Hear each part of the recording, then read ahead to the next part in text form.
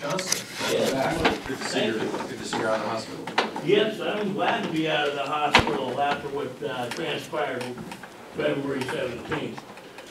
As a longtime resident of this community, I recommend that people who have any medical problems primarily go outside of Lincoln County because our hospital is one of the worst on record in the county. Last February 17th, I had a heart attack. I was introduced into a coma part of the time, and this has satisfied me over. If it wasn't for a couple of residents took me to another hospital, I would not be alive today. They put me in emergency surgery when I got up there. It's really horrifying because of politics, the way it plays in this community. And I think I'm well adapted and have a lot of experience on the politics of this community.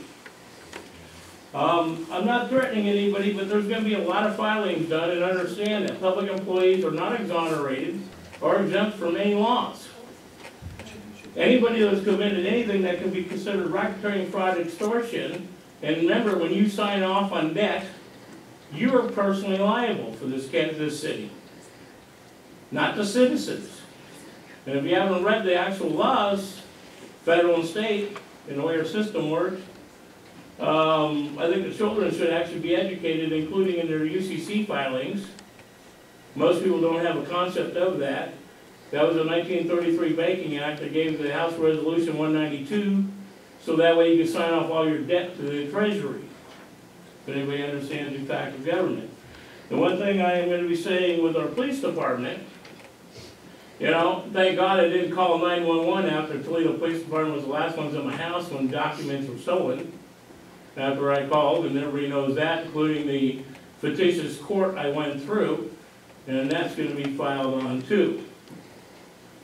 I mean, we have a democracy that people say. We are not a democracy, we're a republic. Okay? And if we want a democracy, and if we're going to do 51%, then we better do it for the right reasons instead of what's going on for political power and the best interest of those who are making off of their personal investments. And that's the one thing that needs to be known. And when I just spoke up at the Capitol Monday dealing with the ODOT bill, because they're asking for more money. 2005 and 2007, if everybody remembers in the media, $750 million was misplaced in ODOT.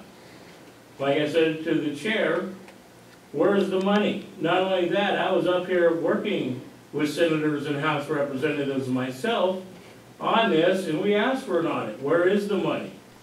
Now I'm going to be serving the city council and the mayor for information that I want on certain things that I'm going to be having publicized in different media. And what I'm going to be serving and asking is how certain things were passed legally. Now the one thing is we have a street and road tax. And I'm going to make it public right now that I am going to be filing. It's illegal what you guys did. You are accountable and liable for that assets. It was never passed by the voters, and I know I'm the original one who wrote the darn thing. Whenever he ran off on it. And the original thing with the street tax and the road tax, the street tax, the street light bill, after 15 years, the interest was supposed to cover that, put everything solar, and put the city off the grid, as well as there would be no bills on taxes. Now we can sit there and work our taxes so we can work it for the public, or we can still go through the democracy of the devil and bleed the public out. One day we have to say enough is enough.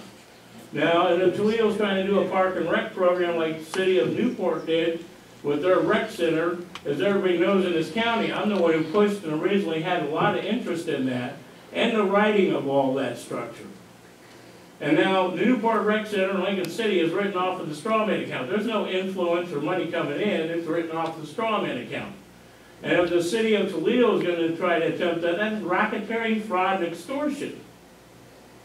And I guarantee you I'm going to be quoting a lot of those laws to you here in the next couple of weeks. You know, after going through what I just went through the hospital, I know I've been threatened in this community many times over the years. I had my family destroyed by this city, public and elected employees and others in this community. People know what I've been through. All right? And I'm still alive by the grace of God because of some crazy reason I have to believe in a God, because that's why I carry my Second Amendment rights. But it comes down to respect and honor. until we educate our children in respect and honor, instead of teach them fear, that is a problem we're all living. Because our children don't have respect for us today and elected and public officials mostly, all right, and of democracy as you claim it, because I believe in a republic, and we could have republic and democracy on both sides, but it comes down to responsibility in educating our children. Not teaching them fear. And the most thing is a Second Amendment, and I ask everybody to read House Bill 30-6. I love the number, 3006. That is your Second Amendment, and I will get the letter that I put out to the media to the City Council. Remember, that affects elected and public employees first. I'm a sovereign citizen. I have never signed my rights away. Okay, right. I own my vehicle. I'm almost done, sir. I have never signed my rights away, or do I comply? And everybody publicly has known that for years. We have a responsibility to our children and to ourselves. Now, do we teach the responsibility, or do we teach fear? And if we teach responsibility, the other side of the coin is, why aren't we teaching our kids how to file their UCC-1s? How come we're not educating them on the real structure instead of just putting us in debt? I understand how the system works very well, growing up in the union and growing up in the circumstances of life. But without teaching the respect to our children, how do we expect them to learn their responsibility and respect for ourselves? And until we get that point, we've all lost it. And anyhow, I do appreciate the time. And I want you folks to actually think about a few things. You all know me. I've been around this community for a long time, and I raise a lot of doors. And until we start respecting each other's sovereignty, instead of letting maritime law, commercial law, or the Treaty of 1213 run us, until we understand that, as I always say, and I have been saying at the Capitol for years, God gave us the 10 Commandments, the Constitution of the United States, and the Garden of Eden, because the United States is the only place that's not under democracy legally or maritime law. We have a right to our sovereignty. We're the only place in the world that has it. That's what we need to be, start teaching our kids that and the responsibility. In the Lord's name, amen. Because the one thing is, I don't believe without the Lord, because I believe in Jesus Christ, or some God, but I don't believe in the structure that's written, because it's a book by guidelines. Like the police departments, that's filed. They don't have legal authority. They are a nonprofit agency. And they, well, let me finish. I'm almost done. No, you've got a certain amount of time. Yeah, September 8th, 1977, they were signed over to the Scotland Yard of England, the police departments. And if people understand union contracts and how it works, I'd much rather see that we have peace officers working back in our community, protecting the citizens, instead of making financial gains for the corporation of the de facto government. Thank you. Okay, next we have a proclamation for National Service Day. I'm sorry, is there anyone else who wants to speak?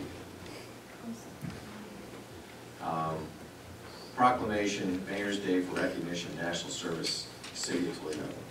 Whereas service to others is the hallmark of the American character and central to how we meet our challenges. And whereas the nation's mayors are increasingly turning to national service and volunteerism as a cost-effective strategy to meet city needs. And whereas AmeriCorps and Senior Corps address the most pressing challenges facing our cities and nation, from educating students for the jobs in the 21st century and supporting veterans and military families to preserve the environment and helping communities recover from natural disasters. And whereas national service expands economic opportunity by creating more sustainable, resilient communities and providing education, career skills, and leadership abilities for those who serve. And whereas national service participants serve in more than 70,000 locations across the country, bolstering organizations that are vital to our economic and social well-being. And whereas national service participants increase the impact of the organizations they serve, with both through their direct service and by recruiting and managing millions of additional volunteers. And whereas national service represents a unique public-private partnership that invests in community solutions and leverages our non-federal resources to strengthen the community impact and increase the return on taxpayer dollars. And whereas the Corporation for National Community Service shares a priority with mayors nationwide to encourage citizens, improve lives, and strengthen communities, and is joining with mayors across the country to support Mayor's Day of Recognition for National Service on April 9th, 2013. 2013. Therefore, be it resolved that I, Ralph Gutzmacher, Mayor of the City of Toledo, do hereby proclaim April 9, 2013 as National Service Recognition Day and encourage residents to recognize the positive impact of national service in our city, to thank those who serve, and to find ways to give back to their communities. Signed this third day of April 2013. Can the public say anything on that? No. Okay, I just want to clarify that so they understand. Next, we have the consent calendar invoice list dated March 29, 2013, and council minutes for March 12, 2013, and March 20, 2013.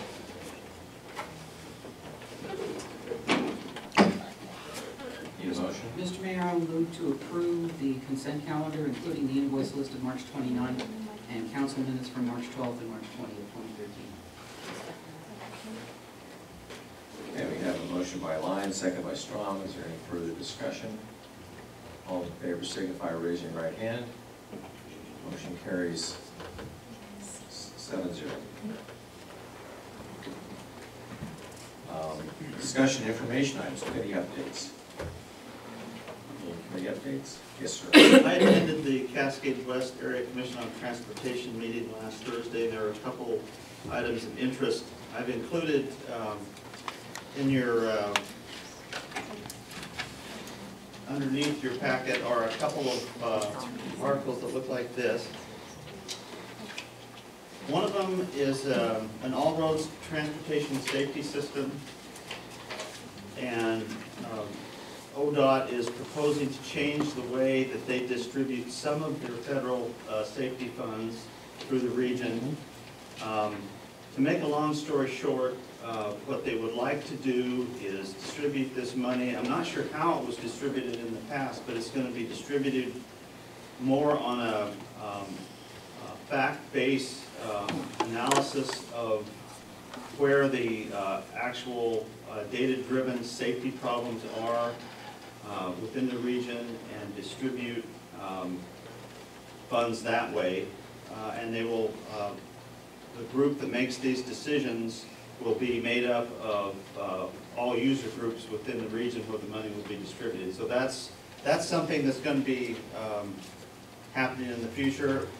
The other thing I distributed was, these are just paper copies of PowerPoint presentation that was made about the Oregon passenger rail service between Eugene and Portland, and it's something that's been discussed at the federal and state level for probably about 30 years. And they're moving forward in the analysis of that, and the idea is to develop alternate routes and eventually evaluate an environmental impact statement of those alternate routes to provide not what you would call high-speed rail service in the European model, but a higher-speed passenger rail service, specifically between Eugene and Portland. So you might glance through those at your pleasure, and just be aware of those. That won't directly influence Toledo, but we've always had an interest in the rail system, so that's why I included that. And thirdly, I talked to that group about and I think there's some interest in this WAC on developing a more thorough analysis of the varying capital-intensive projects that will face Highway 101 in the future. Of specific concern to me is the portion north of Newport to Cape Bellwether.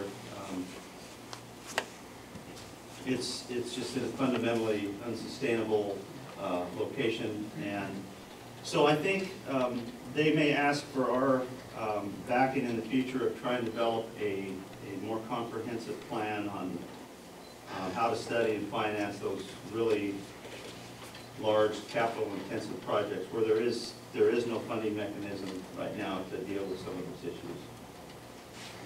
So that's what I wanted to report you guys about in that meeting. Thank you. Any other committee reports? Yes. I attended the Oregon Cascade West Council of Governments board meeting, I think it was last week, Most of that meeting was taken up with the discussion of the draft budget for the upcoming year, but one of the things I noted from the budget discussion is that the COG is planning to pay off both of its buildings in Salem and here in Toledo. So that might be a sort of bit of welcome news for us this year. That's all. Next, we have the Mill Creek Salmon Enhancement Project. Mr. Mayor, members of the council, the item before you tonight is really an item for discussion to discuss an opportunity that we have to partner with other agencies, most notably Oregon Department of Fish and Wildlife, in support of a grant through the Oregon Watershed Enhancement Board, OWEB, to provide for salmon habitat enhancement up in our Mill Creek watershed area. The slide before you tonight is a photograph of city-owned property outlined in what we'll call blue from here. And the green dots are locations where ODF&W has explored and evaluated as good opportunities for the placement of large wood to enhance the fish habitat in those areas. They're looking at the main stem, which is the large